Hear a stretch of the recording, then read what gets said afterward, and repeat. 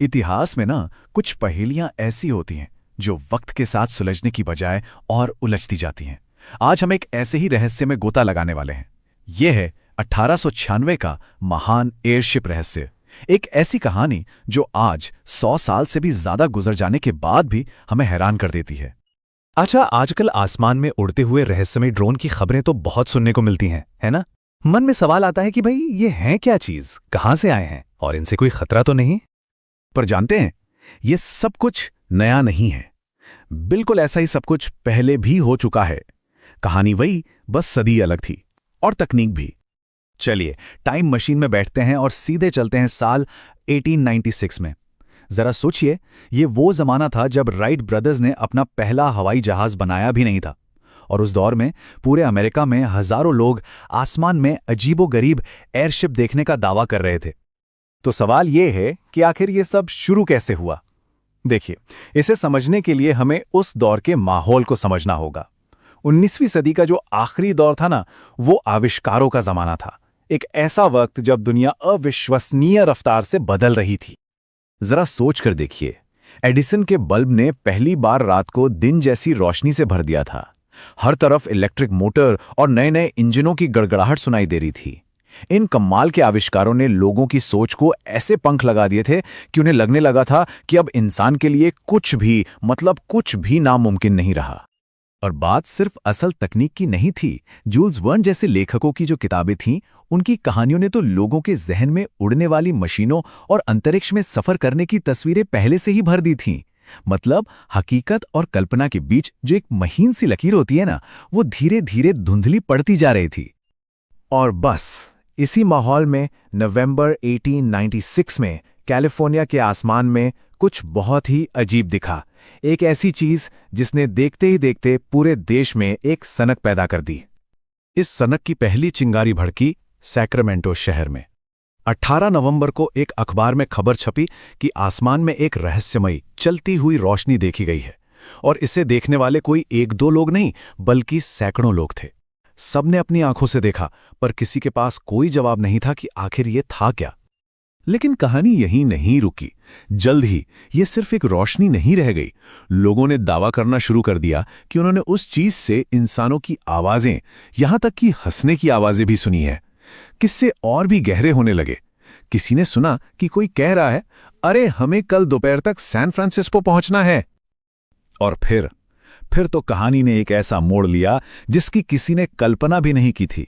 Colonel H.G.. Shaw नाम के एक शख्स ने दावा किया कि उन्होंने सिर्फ 150 फीट लंबा यान ही नहीं देखा, बल्कि 7-7 फीट लंबे 3 अजीबोगरीब प्राणियों से भी मिले। उनका कहना था कि ये लोग मंगल ग्रह से आए थे। कैलिफोर्निया में इन सब घटनाओं के बाद कुछ महीनों के लिए सब शांत हो गया। लगा कि चलो रहस्य खत्म हुआ। लेकिन ये तो तूफान से पहले की शांति थी। कुछ ही वक्त बाद ये सनक अमेरिका के मिडवेस्ट में पहले से भी कहीं ज्यादा बड़े पैमाने पर वापस लौट आई। फरवरी 1897। निब्रास्का में तो जैसे इन चीजों को देखने की बाढ़ ही आ गई। सोचिए, सिर्फ एक राज्य में 130 से ज्यादा ऐसी घटनाएं दर्ज की गईं, और ये तो बस शुरुआत थी। ये लहर जल्द ही कैंसस तक पहुंच गई। मामला इतना बड़ा हो गया था कि वहां के गवर्नर को भी इस पर बोलना पड़ा। उन्होंने तो मजाक में ये तक कह दिया कि काश ये एयरशिप उनकी रेल की पटरियों की समस्याएं सुलझा दे। इसके बाद आयोवा, और फिर देखते ही देखते देश के दूसरे हिस्सों से भी इन रहस्यमयी जहाजों को देखने के दावे आने लगे। और फिर ये सनक पहुंची टेक्सास।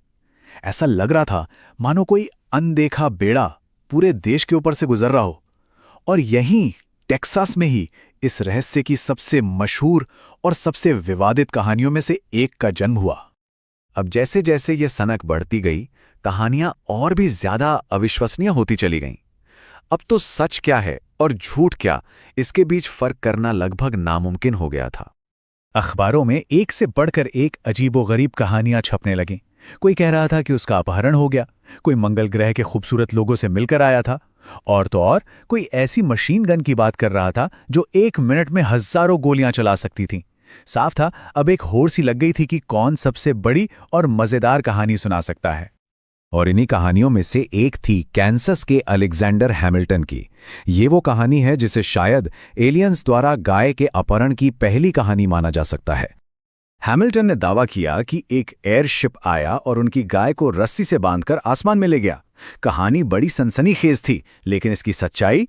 असल में हैमिल्टन साहब एक लोकल लायर्स क्लब यानी झूठों के क्लब के मेंबर थे।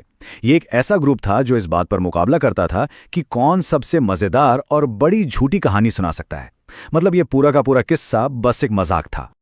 लेकिन जो सबसे मशहूर किस्सा है वो है ऑरोरा, टेक्सास का। डॉलस मॉर्निंग न्यूज की एक रिपोर्ट के मुताबिक एक एयरशिप सीधा एक जज साहब की पवन चक्की से जा टकराया और क्रैश हो गया। और जब मलबा हटाया गया तो उसमें से एक पायलट की लाश मिली, जिसके बारे में कहा गया कि वो इस दुनिया का वासी नहीं था। और तो और उसे बाकायदा स्थानीय कब्रिस्तान में दफना भी दिया गया।